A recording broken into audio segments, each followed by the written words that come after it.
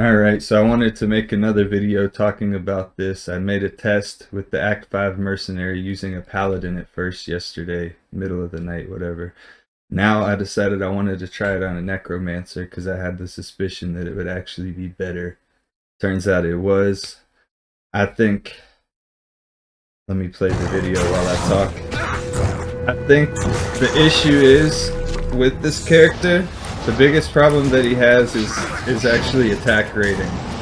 So, as you see in some of these points in this video, what I'm going to be doing is I'm going to be casting decrepify on the enemies a whole lot, simply to slow their attacks down, so that my mercenary doesn't get hit and get into that little like stun animation where he stops attacking basically. There's also another thing that I've noticed. A lot of the times he'll literally just stop targeting the enemy randomly in the middle of the fight. Like he'll just stop attacking, he'll just stand there. I don't know if it's based off like the target size of some of the Ubers, like especially Duriel. He was doing it the most. It was just like he was just standing there, almost like he was in a crowd of cows, like with his front and his back, like his arms were trapped. So he's got a level 20 frenzy, and I'm using fury on him in addition to area space, so he's got like level 27 frenzy I believe, or level 29 frenzy, something like that, but it's unsynergized, so he's not getting quite as much damage as he would be getting. And then on top of that, if it was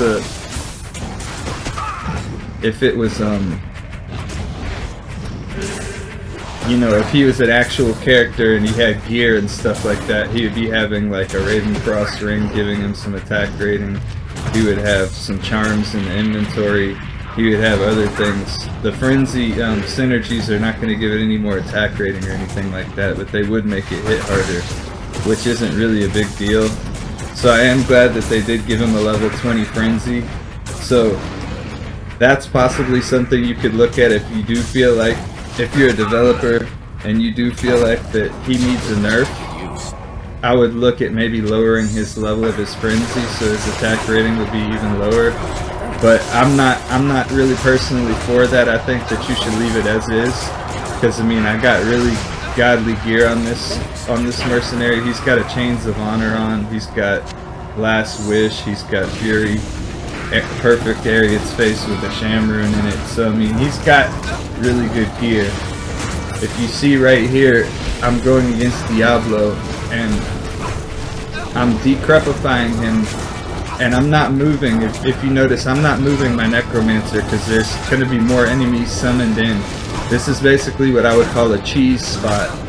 I'm basically exploiting the game at this point. I'm not moving because I know that there's going to be more enemies to get summoned on the screen if I move my necromancer's feet. So I'm literally just standing here. I'm out of potions, so if I need to cast life tap or whatever just to, you know, heal my merc up, I'll do that. Otherwise, I'm trying to keep the decrepify going so he can finish off these Ubers. It really feels almost as if like their defense level and everything kicks in a little bit higher at the end of their health. I think it's something that's programmed into the game to try to make it, you know, that last stretch just that little bit harder. But as you can see with the cheese spot just whittling away, I eventually get him, or the mercenary eventually gets him. Nothing really too crazy. You know, if I had full summons, it's like I didn't think that I was actually going to voice over or talk on this video, but I decided to do that. And right here, I mean, like I got Mephisto in the perfect cheese spot. If I had an inventory full of full rejuves, he would have been done for, without a doubt. Like, got one skeleton summon right there. It's like I need health. The merc needs some health right there. This was all over the course of like a 50-minute session where I was just, you know, I would buy the merc back. Lilith is still the one where the merc died the most, Lilith. But I mean, like right here especially, against all these summons for Baal, if I if I had some full rejuves and I had some summons and stuff, I would really be in a much better place with that.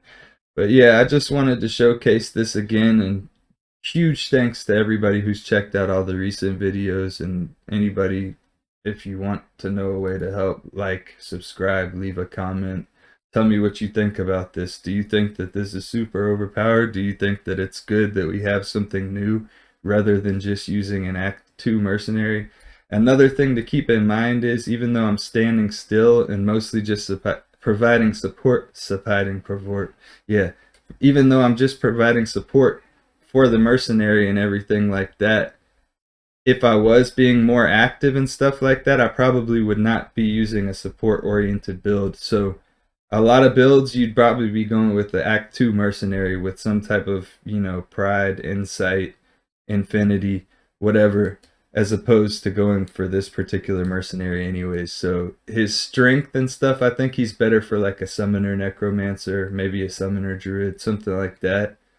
And he's not going to be your main source of damage. He's going to be a supporting role in the thing, but you can maybe use him, you know, have a lawbringer on him. You know, more of a utility than I think a whole, like, the main source of your whole party's damage. He's just a good mercenary now, for once, aside from the Act 2. But you're still going to need Act 2 for all your, you know, sorceress with infinity. Your Trapson's going to go with Act 2 mercenary. You know, you're probably still going to go with Act 2 mercenary with what's it called? The Reaper's Toll and stuff like that. So, I mean, I don't know. Let me know what you guys think. I could ramble for a while about this. But everybody have a great day. Take it easy. And I'll see you on the next one.